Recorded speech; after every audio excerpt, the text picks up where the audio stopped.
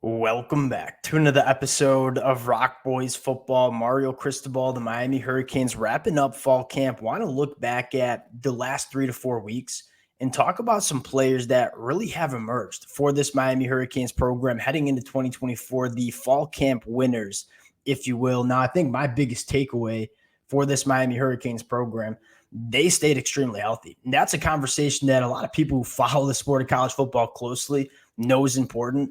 And how can you blend fall camp being physical, being competitive, but also keeping your guys healthy heading into 2024 for Miami?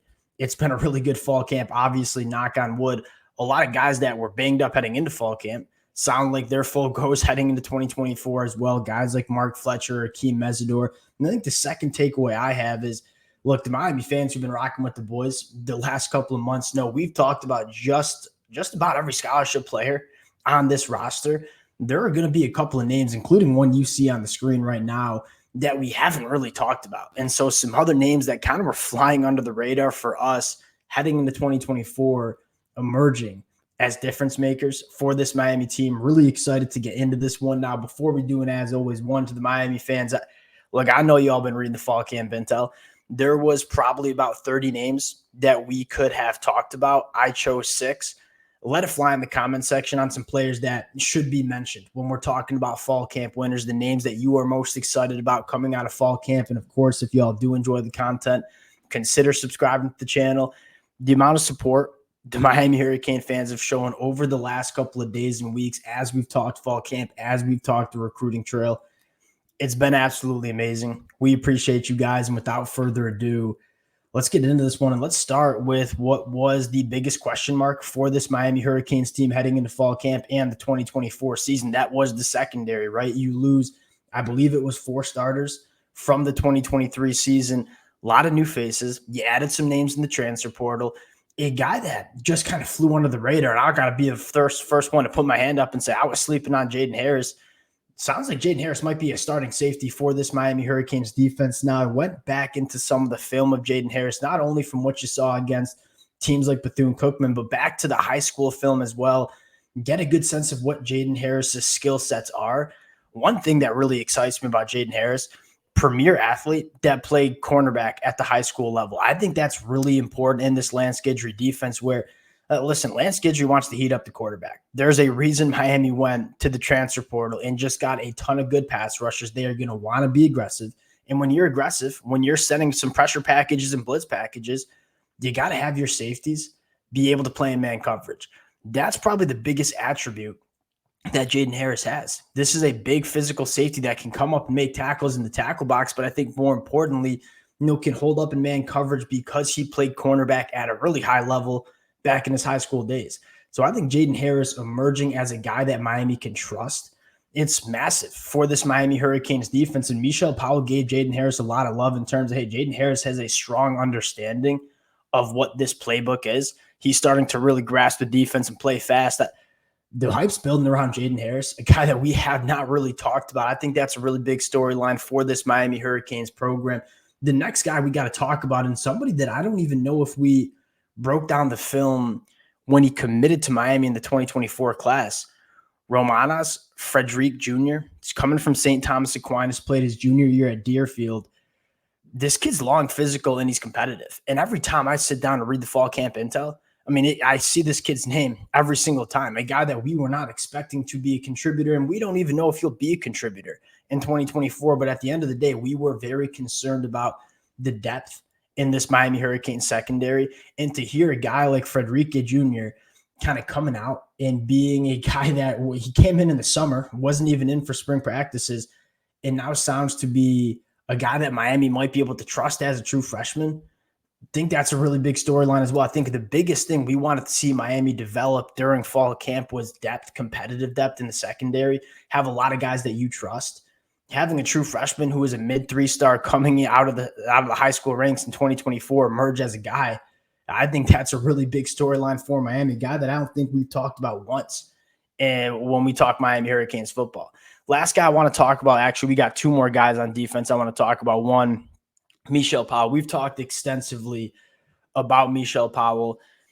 He is exactly what we wanted him to be when he came to Miami in the transfer portal. Why did Miami decide to go out and get Michel Powell in the transfer portal? Is one, Miami was going to be very, very thin and young in the secondary. And I think secondly, we weren't really sure what this secondary unit was going to look like. So not only do you get a ton of experience in Michel Powell, a guy that played a ton of football for a defense that just competed for a national championship, but more importantly, he's brought that veteran leadership and versatility to this defense. And we talked about Michel Powell being that ultimate chess piece for Miami in the back end. He could play nickel, can play safety. That's exactly what he's coming and done, right? He played a lot of nickel during spring, has been working with the safeties in fall camp. He has experience playing both positions going back to Washington. Why was that so important? Look, Miami had no clue what this secondary unit was going to look like heading into 2024. If you want to get your best players on the football field, having someone like Michel Powell where, hey, we feel pretty good at nickel, but maybe some question marks at safety, we're going to play Michel at safety. Or vice versa, we feel good about our safeties, but question marks at nickel, we'll play him at nickel. And that's exactly what Michel Powell has been for this Hurricanes defense. He's a veteran that understands the defense, has played a lot of college football, and gives you that versatility. We've talked a lot about him, but for Michel Powell to come in and be exactly what we wanted, maybe even more than what we wanted, that's really important for this Miami Hurricanes secondary heading into 2024. There's a lot of positives that are coming out of a Miami Hurricanes secondary that, we had some massive question marks about heading into fall camp. Now we got one more player to talk about on defense, actually. That's AEM Mesidor. Now, the Miami Hurricane fans who've been rocking with the boys the last couple of weeks, we've talked extensively about AEM Mesidor.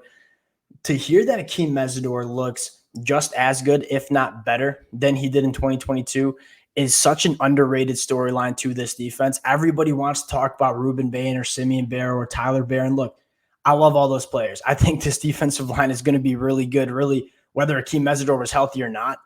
AEM Mesidor is an all-ACC player if he's healthy in 2024. And it sounds like he's just that. I think what's special about AEM Mesidor, we've talked about it, that versatility. Like you can kick into that 3-tech. He can play the edge. He's very good against the run. We were buying stock in Miami, not only because of quarterback Cam Ward, but more specifically because of this front seven.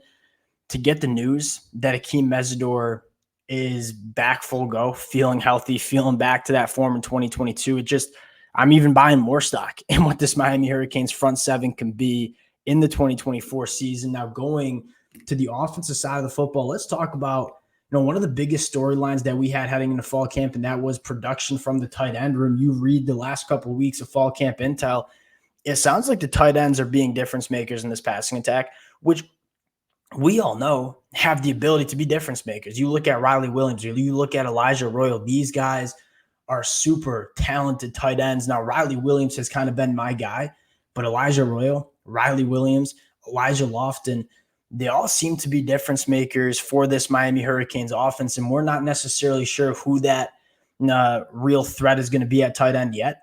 But to hear that as a collective unit, they're playing some really good football.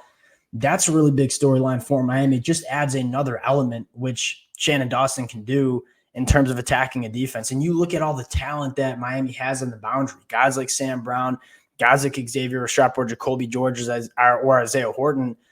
The middle of the field for this Miami Hurricanes offense is going to be wide open because you have to respect the wide receivers on the boundary, which makes it such a great opportunity to get your tight ends involved in that middle of the field passing attack. We all know Cam Ward wants to work that short intermediate route tree. These tight ends are built to kind of work that route tree. And so I think the emergence of Elijah Royal or Riley Williams going into year two, that's really exciting if you're a Miami Hurricanes fan. And we're going to see a lot of two tight end sets. Like we're going to count on these tight ends to be difference makers. If we're going to take a wide receiver off the football field, we got to have these tight ends be difference makers in the passing attack. It sounds like we might get that in 2024. Last guy I want to talk about, a guy that we've talked a lot about, even going back to the spring, Isaiah Horton. It sounds like he's going to be a dude for Miami. And I know they brought in Sam Brown, and I know Sam Brown has looked really good. Look, we can play a lot of wide receivers. That's one of those positions that we can keep fresh, rotate in a lot of bodies. You look at what I think is going to be the top 4 wide receivers for this program: Xavier Restrepo, Jacoby George, Sam Brown, and Isaiah Horton. those are dynamic wide receivers that can do a lot of different things. And then you sprinkle in guys like JoJo Trader or Ray Joseph or Nye Hart.